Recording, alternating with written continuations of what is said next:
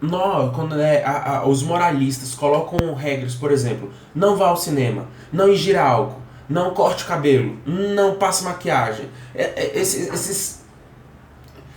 essas regrinhas chatas, quando eles colocam isso pra falando assim, ó, não faça isso que assim você agrada o coração de Deus. Não faça isso porque assim você agrada a Deus. Não faça isso para que você tenha salvação. É simplesmente, gente, porque você não consegue seguir o que é muito mais simples, o que o Senhor ordenou. O que Jesus falou? Jesus mandou você não vá ao cinema. Jesus falou, não passe maquiagem, não corte o cabelo, não se depile, só use saia. Jesus falou isso? Não. Jesus, o que Jesus falou? Ame o seu próximo como a si mesmo. Ponto. Ou seja, quando os moralistas ouvem uma frase dessa e falam, ame o seu próximo como a si mesmo, e eles me falam assim, isso aí é muito fácil. Sabe aquela frase do Chaves? Isso aí é muito fácil, me dá uma mais difícil. Ou seja, a grande verdade, quando o Chaves falava isso, é porque ele não sabia responder aquilo, e ele falava, isso aí é muito fácil, me dá uma mais difícil. Mas na verdade ele não conseguia aquilo que ele dizia que era fácil. Então era justamente o que o povo falava do apóstolo Paulo. É um credo muito fácil. Ou seja, o apóstolo Paulo estava apenas pregando o que Jesus tinha pregado.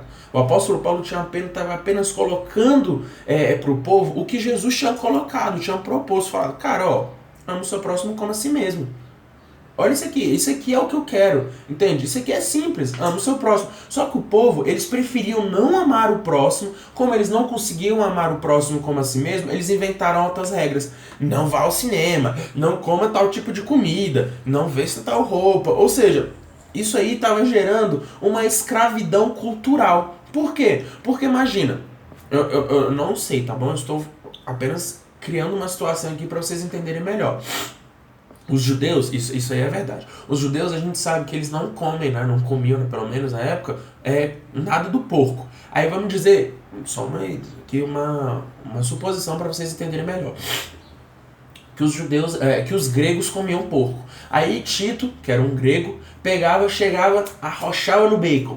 Comia lá o baconzão gostoso, delícia, e não sei o que, comendo uma carnezona de bacon, um pernil de baconzão violento e tal. Aí vai falar que o cara não era cristão só porque, sendo que ele amava ao próximo como a si mesmo.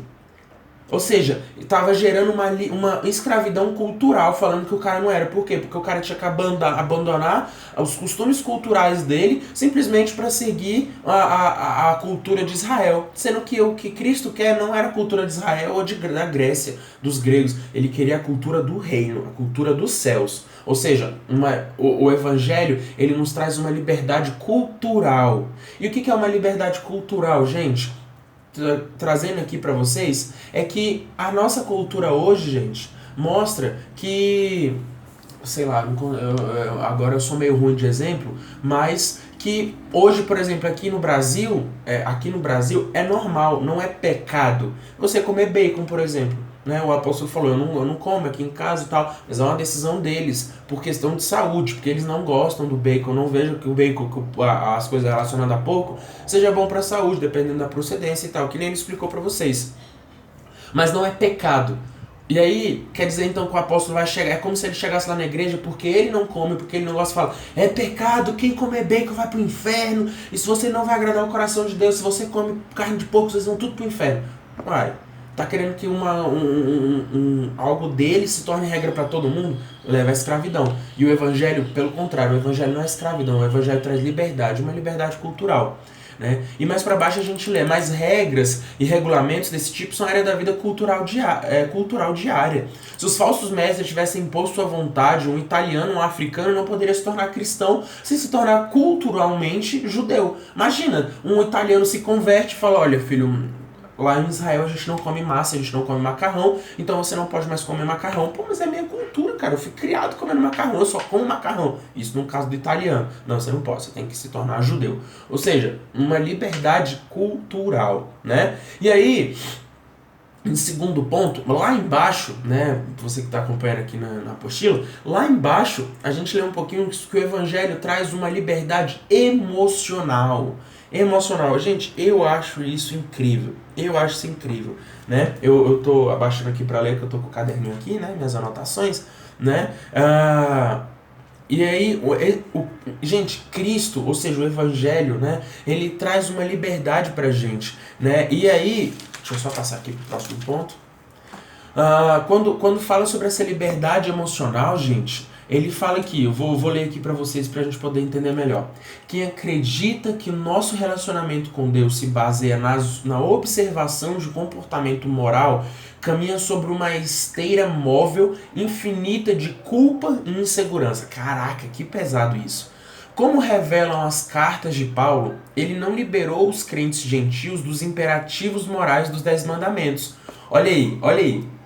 Olha que legal. Os cristãos não podiam mentir, não podiam roubar, cometer adultério e assim por diante. Lembrando que mentir, roubar, adultério, todas essas coisas são coisas que estão falando lá nos 10 mandamentos.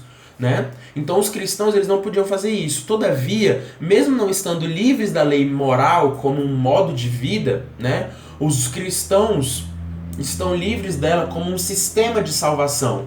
Agora vocês vão entender. Obedecemos não por medo e insegurança quanto à esperança de merecer a nossa salvação, mas na liberdade e segurança de saber que já estamos salvos em Cristo. Obedecemos na liberdade da gratidão. Ou seja, eu obedeço porque eu sou grato ao Senhor. Caraca, eu não sei você, mano, mas eu fico arrepiado quando eu leio isso aqui.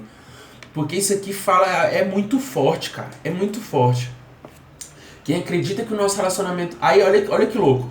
O apóstolo Paulo, ele mostrou os 10 mandamentos e falou, gente, isso aqui não é... Vocês não precisam fazer os 10 mandamentos. Vocês não vão fazer os 10 mandamentos para ser salvo. Vocês estão fazendo os 10 mandamentos como uma forma de uma moral cristã. Isso aqui é o comportamento do cristão. E vocês vão fazer isso aqui não por medo de não ser salvo, mas vocês vão fazer isso aqui porque Cristo salvou vocês.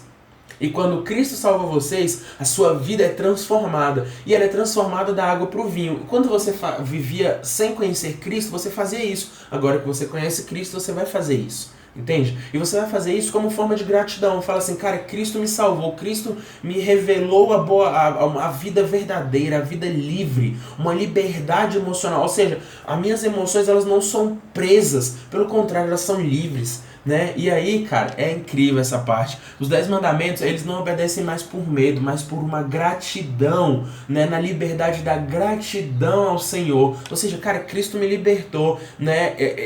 E aí aquilo se torna um modo de vida, um estilo de vida, né? Os cristãos agora, eles estão livres desse sistema de salvação. Se você não fizer isso, você não vai ser livre. Não, cara, os 10 mandamentos, ele é muito mais sobre um estilo de vida. Quando nos 10 mandamentos fala, honra teu pai e a tua mãe para que nos seus dias na terra sejam prolongados, ele não fala simplesmente para você e fala assim, cara, que raiva do meu pai, que ódio. Nossa, que raiva daquele cara que não sei o que. Mas eu tenho que honrar, né? Então vamos lá. Aí eu vou lá e vou comprar um presente, entrego pra ele porque eu estou honrando. Ou seja, você vê que isso é até mentiroso. Por quê? Porque você está honrando, entre aspas, com atitudes. Mas o seu ser, lá dentro você tá com raiva, você tá com ódio, você tá desonrando. E aí, cara,